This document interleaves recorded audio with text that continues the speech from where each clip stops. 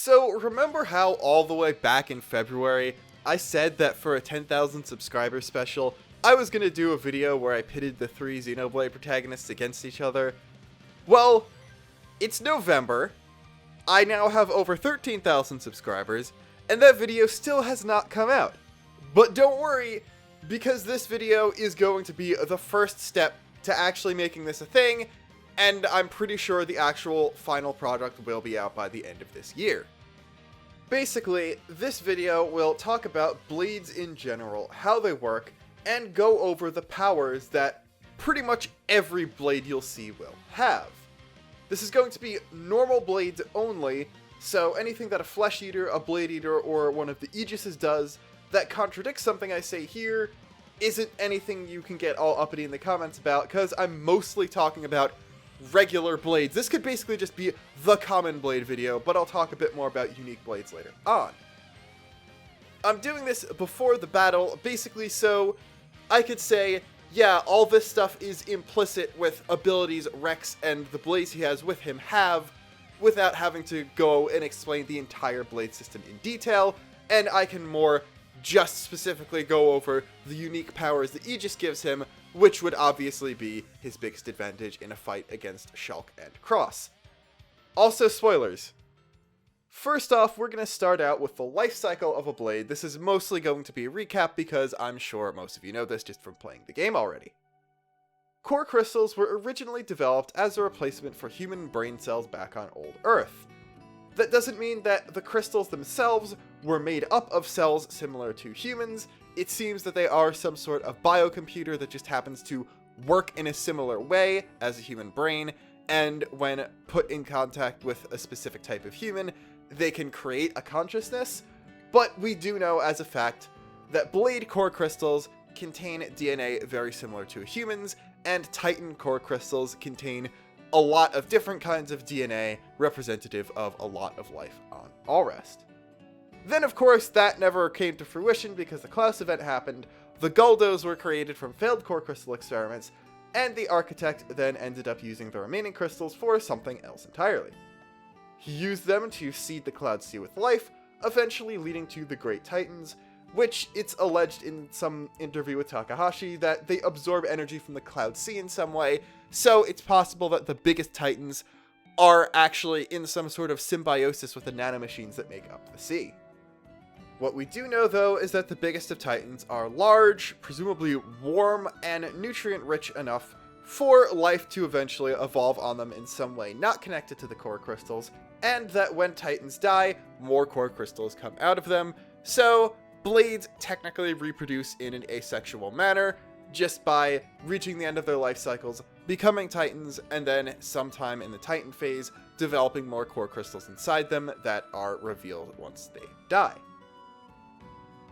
An unawakened core crystal doesn't seem to be alive in any sense, and only comes into being when awakened by a driver with aptitude. Presumably, the original set of Titans work differently, and it might be possible for something to be born as a Titan instead of having to go through the entire blade process, because then there wouldn't really be Titans before civilization, basically. When the driver dies, a blade will return to his core crystal, and when that happens, the info and memories of the blade are sent off to the Trinity processor for processing. Things are gone over. Basically, it's used to increase the knowledge the Aegises have by the time of the story. This is why core crystals go into a dormant state and can't be reawakened for a little while once the driver dies. It does seem like some info is transferred back to the core crystal when it's reawakened or when it becomes available to be reawakened, to allow blades to gradually improve and evolve over time and across different drivers. Blades obviously have some basic knowledge of themselves, their powers, how the world works, and how to fight right out of the box, so it's likely that some stuff is retained through their lives, just basic knowledge and personality and that kind of thing, as well as instinctual knowledge of like language and social customs is probably kept updated over time because language drifts, so a blade that was awakened for the first time 500 years ago probably isn't going to speak the same way 500 years later. Pyra and Mythra being able to do that doesn't really make sense, but Malos and Jin does make sense because, well, they were around for that entire time. It's also unclear if any training done to improve the blade's abilities is reset every time, or if they come out as strong as they were at death the next time they're awakened. Although Herald, being incredibly strong, said to rival the Aegis's in power right after being reawakened after being sealed away for so long, might point to the latter, or just at base she was always extremely powerful. Also, Amalthus's cleansing process stops some of this information transfer from happening, preventing blades from evolving over time and causing the cycle of Titans to stagnate. After enough lives pass, the blades make their way to a Titan womb and enter a state where they become Titans themselves, furthering the cycle and keeping all rest afloat until Amalthus happened. Next, I'm going to talk about the base powers and abilities blades have, not even with the driver being present. Don't think playing as the blades in Torna, because just being near your driver gives the blade a power boost. Think the fight with Brigid in Chapter 2, where Morag is nowhere in the area whatsoever. First off, blades are immortal as long as the driver is alive, and their core crystal remains undamaged, and they don't appear to age at all. They don't seem to change in appearance over different iterations and different awakenings, the full change only happening later when they become Titans. They are shown to eat and sleep throughout the story, though whether or not they actually require food and rest to keep up their strength, or if they just do it for pleasure is unknown.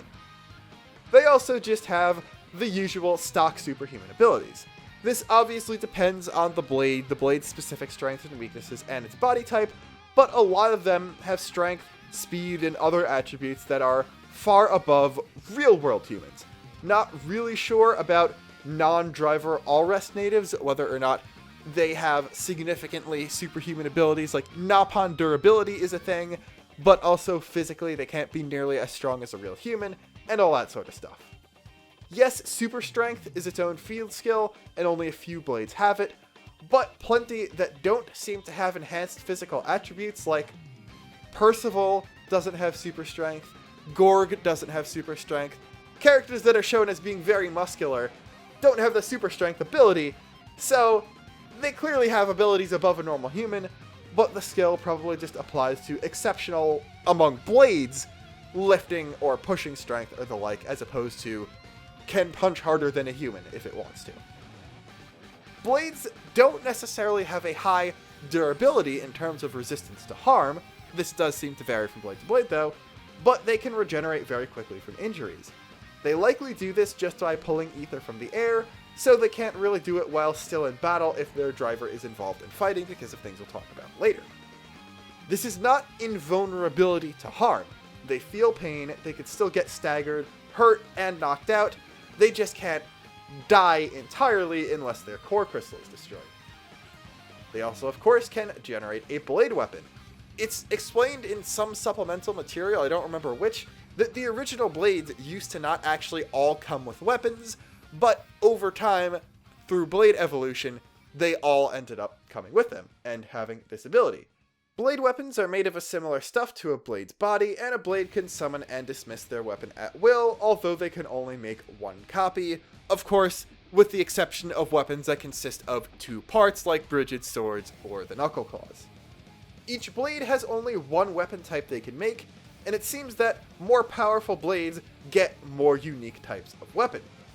It's possibly harder to learn how to fight with these more unique blades, since there'd be fewer teachers for a specific weapon type, making someone who awakens a unique powerful blade have to work harder to draw out its true power. Brigid also does have a dagger sheath on her belt that seems to actually have a dagger in it, so she might have a conventional dagger just as a part of her body, which is kind of weird. It might just be a piece of clothing she puts on. We don't know what her default outfit looks like since we never see her getting awakened, but she has it in both Torna and the main game, so it's either like part of the Imperial regalia that Brigid is required to wear because of her station, or she just has a normal dagger in addition to her blade weapon. And she already has a double weapon, so she might be cheating completely. Blades also have a certain degree of combat knowledge innate within them. Based on their weapon type, they know how to use their own weapon because it is, in most degrees, an extension of their body, and some of them have their own unique fighting style that both fits their weapon, their personality, and also their body type. They also have the ability to draw power from the ether around them in the atmosphere, taking it into their core and using it to fuel attacks. Each blade specializes in one element of ether, giving it advantages and disadvantages against other elements, enemies of strengths and weaknesses against certain things, and also more situational uses, which are mostly represented in-game via field skills. I have no idea how elements actually work. Every element blade works equally well in every area, so either elements are distributed evenly throughout the ether, or a blade transforms ether into their specific element when they take it into their core. If it's the former, you'd expect, say, fire to be better in more Ardain, and ice to be better in Tantal, but that's not really the case, so it seems like ether is just its own nebulous thing. Perhaps light is ether in its pure form, and then when a blade takes it into their core crystal and transforms it to something they can use, then it takes on an elemental property. Pretty much everyone can shoot projectiles of ether of some sort, mostly elemental in nature, and it seems that they usually coat their weapons in ether as a rule, since basically every blade or driver that gets fought, except for a couple Jin fights, has an element, and every playable blade uses it in some way in their special moves, which are the most powerful techniques they can use without a driver. They, of course, can generate a shield as well. Obviously, this is more useful when working with a driver because blades can already regenerate, but it's probably good where if you can either get stabbed and regenerate, possibly floundering and not being able to move your body as well, or just don't get stabbed, you're probably going to choose the second one. In story, it seems like different blades have shields of different durability, i.e. more defensive types and more powerful blades overall. Blade power can really be thought of just as full ether output in general, like the amount of ether they're capable of controlling and holding in their core and using, because the more versatility they have, the more they could channel into powering up themselves, their driver, their attacks, or their other unique abilities. So either more powerful or more defense-oriented blades seem to have better shields in story, but in gameplay, it's just there is a block rate. But of course, story always takes precedence over gameplay when talking about someone's actual power set. They also have this unique message display ability. Pyra can show a recording of Adam, and Gort's blade can show some sort of communication from Amalthus, and Abrona also creates a map that can track ether signatures.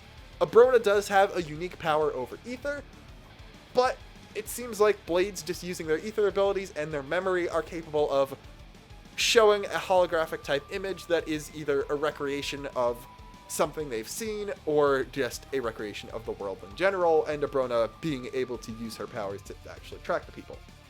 They can also, of course, learn and improve their techniques in and out of battle and increase in power the more they train, of course, and the closer they are to the driver. Now, quickly as a one-off, I want to talk about blade clothes, because the more humanoid blades come out of the core crystal with an outfit, and even the less humanoid ones like Finch, say, have some sort of accessory on them. They are shown, though, to be able to take their clothes off or wear other clothes than the ones that they come out with, so they probably just have the ability to generate a set of their default clothing, if not just not have to take them off in general, and are able to just dismiss their clothes the same way they dismiss their blade weapon. I'm sorry, I went from validating the Expanded Universe fanfic writers last video to validating the porn fanfic writers this video. Moving on to powers the blade has with the driver. First off, as I mentioned before, and as is just known in general, blades and drivers used to fight together in a different way, where they would basically stand next to each other and support each other, acting like two separate people, not sharing powers or weapons or anything, and this did not bring out the full power of the blade. However, because of being poor, Jin and Laura accidentally discovered the true way to draw out the full power of a blade.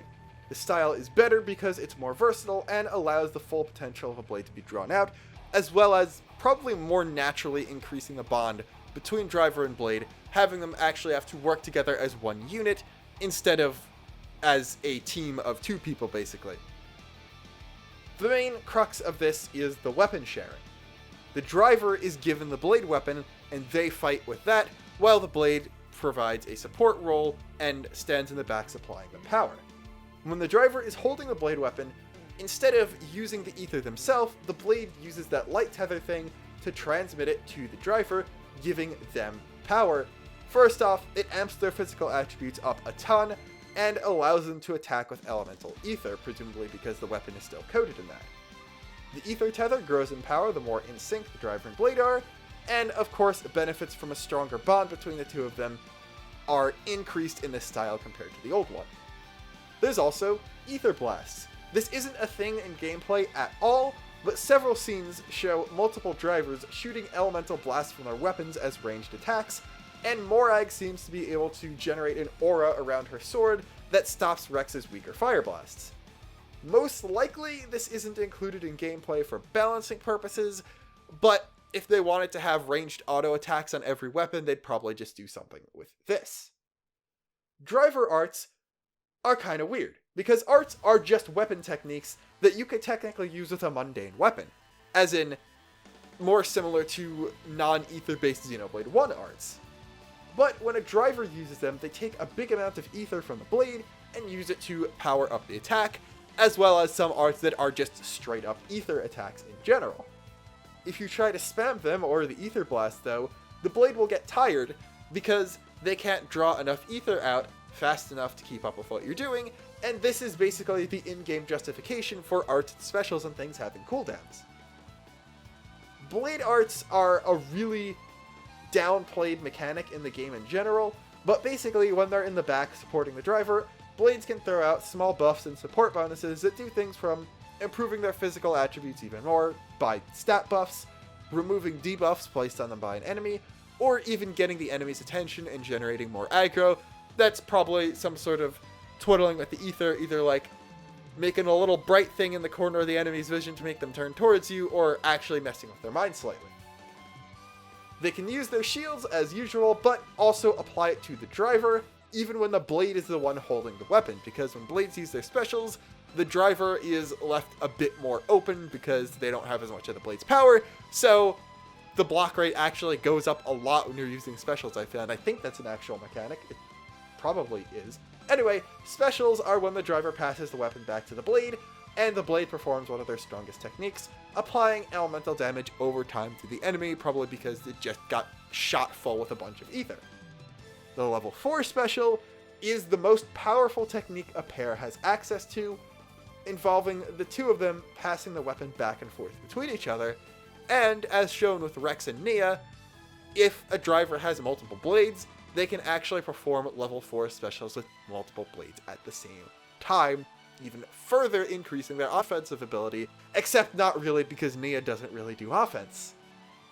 The final and probably most forbidden technique a driver and blade can do in the modern era is for the driver to impale themselves on the blade weapon, eliminating the need for the blade to transmit ether through the air, letting them channel the ether directly through their own body. This is only seen once, but when it's done, Venom gets an even bigger boost to his physical abilities and can pretty much use Rock's wind powers himself. Like, he actually chucks a Rasen Shuriken at Malos, and it staggers Malos for a bit when he's tapping into his Aegis power on top of his normal Driver of Sever abilities, while Rock is able to move and fight independently. So it seems that when you stab yourself, you sort of become a temporary Blade Eater and are able to draw ether yourself while your blade can still do things on their own. And lastly, I just want to talk about special abilities that blades have that are unique to themselves and don't come from being a Flesh Eater, Blade Eater, or Aegis. In my mind, the thing I actually like comparing the blade system to the most is Nen from Hunter x Hunter, because they're both pretty well defined and structured systems with a bunch of similarities in them. Namely that everyone with powers has access to a certain base set of basic abilities that everyone can use. But then, once you start getting more advanced and learn to apply your powers to create specific techniques and develop a fighting style, some people are innately better at certain things than others, and other people are better at other categories. And then, the most powerful of practitioners have their own unique abilities specific to themselves that combine their strengths together to do something that only that person can do. In Hunter x Hunter, this is referred to as a person's Hotsu, So in the future, when talking about unique abilities a blade has, I'll probably interchangeably refer to it as Hatsu or special ability or something like that.